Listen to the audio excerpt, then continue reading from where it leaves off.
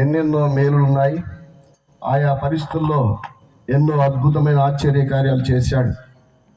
అయితే ఆ మేలును బట్టి నేను ఇప్పుడు ఆశ్చర్య కార్యమును బట్టి మీ ముందు సాక్ష్యం చెప్పను. కానీ నేను ఏ విధంగా ప్రభువుని తెలుసుకున్నానో, ఏ విధంగా ప్రభువుని నా సొంత రక్షకునిగా అంగీకరించానో, ఏ విధంగా దేవుని యొక్క సేవకి మరి తీర్మానం కలిగి వచ్చానో ఈ సమయంలో మీకు తెలియచేయాలని దేవుడు నన్ను ప్రేరేపించిన విధంగా చిన్న సాక్ష్యాన్ని మీకు పంచుకోవాలని ఇష్టపడుతున్నాను. నా పేరు చిన్నపంగు మోహన్ రావు. మాది సూర్యాపేట జిల్లా కోదాడ మండలం కూచిపూడి గ్రామం. మాది ఒక పెద్ద కుటుంబం.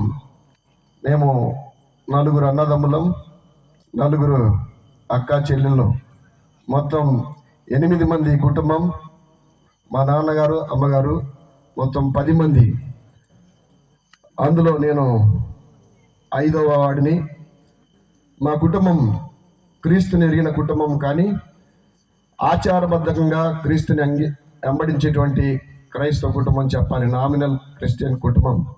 చిన్నప్పటి నుంచి మాకు పండుగ, క్రిస్మస్ పండుగలు, జనవరి పండుగలు, తర్వాత మరి గుడ్ ఫ్రైడే, ఈస్టర్ వచ్చినప్పుడు ఎంతో ఉత్సాహంగా, అప్పుడు ఇలా మందిరాలు ఉండేవి కాదు, పందిర్లు వేసి, ముత్యాల గారు కూడా మా ఊరు వచ్చారని చెప్పారు. అప్పుడు పనులకు వచ్చినప్పుడు బజార్లలో, వీధులలో పండుగలు చేసాం, గొట్టాలు పెట్టి.